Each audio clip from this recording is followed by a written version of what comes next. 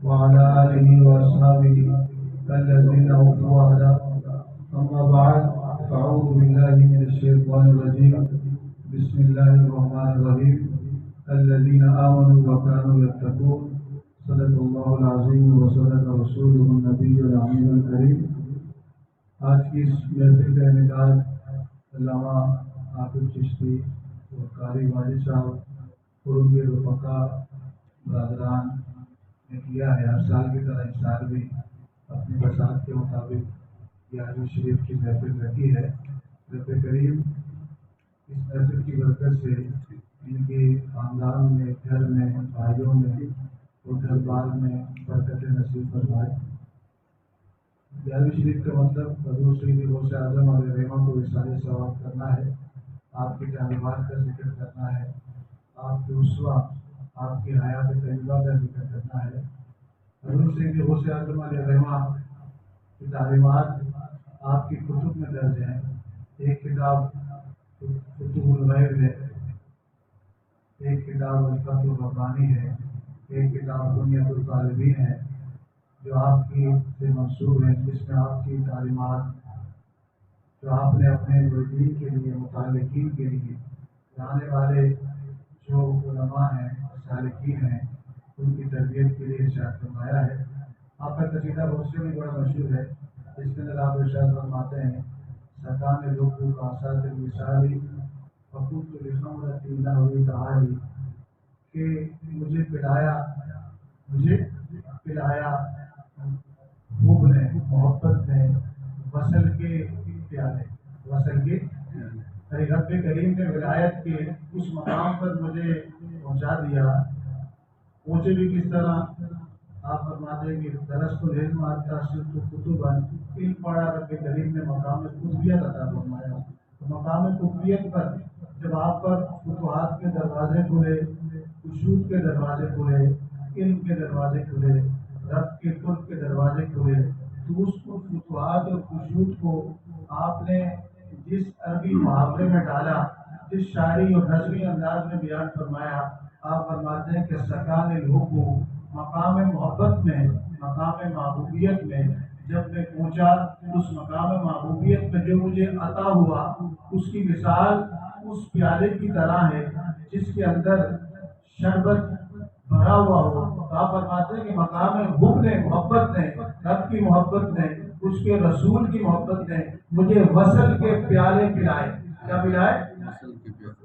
وصل کے پیالے پلائے. وصل کا مطلب قرب الہی، معرفت الہی، معیت الہی. بات ہے جب وصل کے پیالے مجھے پلائے گئے تو عمومی رویہ یہ ہوتا ہے کہ بندہ سیراب ہو جاتا ہے. کتنا پیے گا؟ انسان کا ایک ذات ہوتا ہے، ایک پیالہ پیے گا، دو پیالہ پیے گا، تین پیالہ پیے گا، یا 10 کر لیں، 100 کر لیں. لیکن اللہ حضور سے غوث اعظم علیہ ارشاد فرماتے ہیں کیونکہ پلانے والا کون ہے؟ پلانے والا رب ہے. پی کیا رہے؟ مقام ولایت میں وصل کے پیالے، مقام محبوبیت پلا رہی ہے. تو آپ نے کہا کہ کوئی انسان خود سے پیے تو سیراب ہوتا ہے، جب رب پلائے، رب کا محبوب پلائے تو پھر سیرابی نہیں ہوتی. کیونکہ رب کی ذات اور اس کی صفات کی انتہا اور مخلوق کے لیے رسول اللہ صلی اللہ علیہ وسلم کی ذات اور آپ کی معرفت کی انتہا نہیں ہے. فرماتے ہیں فقلت لخمرۃ نحو تعالی، آپ پلانے والا رب تھا، پینے والا میں تھا، تو میں نے بھی اس پیالے کو کہا، اس شربت دید کو کہا، شربت محبت کو کہا، آج اتنا آتا ہے، آج اتنا آتا ہے، تو آتا رہے، تو مجھے پلاتا رہے، یہ جام بھرتا رہے، میں پیتا رہوں گا. کیوں کہ میں پی نہیں رہا، پلا رہا خدا ہے. سبحان وہ اللہ. پلا بھی کیا رہا ہے؟ جام محبت، جام محبت، جام الفت، جام معیت. یہ ولایت کے وہ جام ہیں جو روح پیتی ہے. کیا پیتی ہے؟ روح پیتی ہے. دل پر اترتا ہے، دماغ پہ اترتا ہے. مختصر سی بات آگے. تو کیا جام تھا؟ وہ معرفت کا کیا جام تھا؟ آپ کی کتاب فضول غیب کے المقالۃ السابعہ والاربعون، 47واں جو مقالہ ہے، آپ کا قول مبارک ہے. آپ نے اپنے فتوحات کا، اپنے قشور کا جو رب کریم نے آپ پر عطا کی، علم کی جو عطا کی، اس کو آپ نے مختلف الفاظوں سے اس کو تعبیر کیا ہے. تو آپ ارشاد فرماتے ہیں آپ ارشاد فرماتے ہیں حضور سید غوث اعظم علیہ رحمہ 47 نمبر مقالے میں جو کتاب کے عنوان سے ہے، آپ فرماتے ہیں کہ ایک دن سالنی رجل شیخ فی المنام، میں سویا ہوا تھا، یہ خواب کے اندر ایک شخص، بزرگ شخص نے مجھ سے کچھ سوال پوچھا۔ کچھ کیا پوچھا؟ سوال پوچھا۔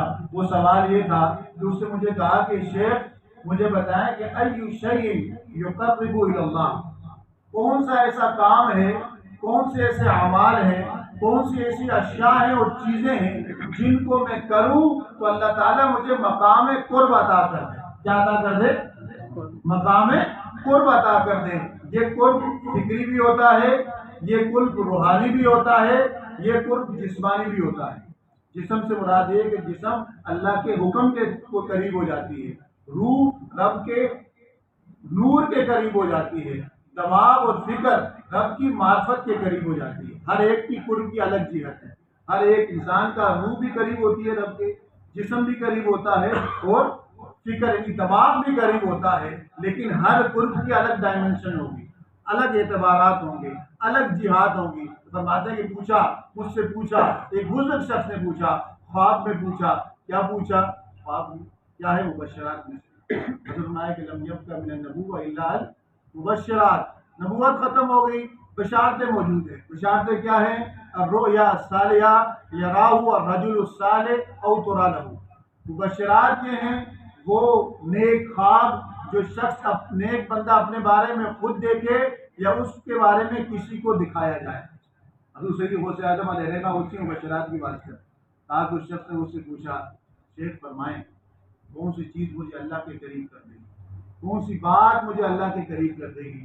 حضور سید غوث اعظم علیہ رحمہ فرماتے ہیں فقلت له، میں نے اسے کہا لذالک ابتداء و انتہاء، جس مقام کی تم بات کر رہے ہو، جس قرب کے بارے میں تم پہنچنا چاہتے ہو، جن یعنی رب کے قرب کے بارے میں جن جو اشیاء پہنچاتی ہیں، جو اعمال پہنچاتے ہیں، کہا ان اعمال کی ایک ابتدا بھی ہے اور ایک انتہا بھی ہے۔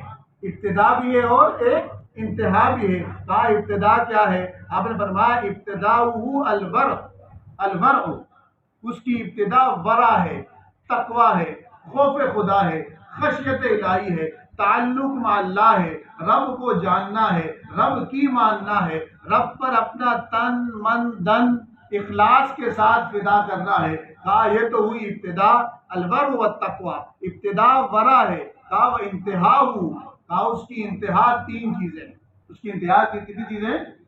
وہ تین چیزیں ایسی ہیں کہ مخلوق کو پتہ نہیں چلتا، وہ خالق کا، مخلوق کو پتہ نہیں چلتا، وہ بندے اور رب کا معاملہ ہوتی ہے۔ کہا پہلی چیز کیا؟ الرضا، پہلی چیز کیا؟ رب کی رضا میں راضی رہنا، رب کی رضا میں راضی رہنا۔ دوسری چیز کیا ہے؟ التسلیم، سب کچھ رب کے حوالے کر دینا۔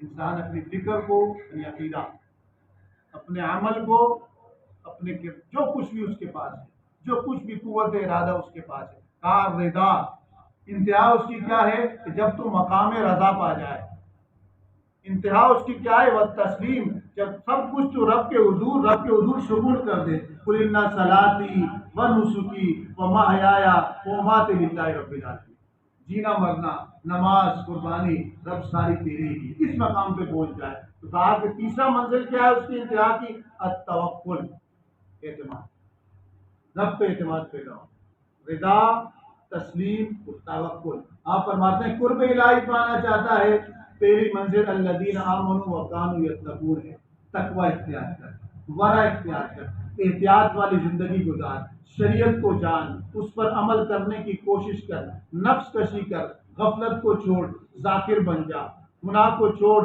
اطاعت کی طرف آ جا، برائی کو چھوڑ، نیکی کی طرف آ جا۔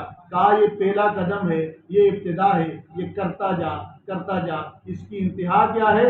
الرضا، مقام رضا پر فائز ہو جائے گا۔ رضی اللہ عنہم ورضوا عنہ، اللہ ان سے راضی ہو جائے گا، وہ اللہ سے راضی ہو جائیں گے۔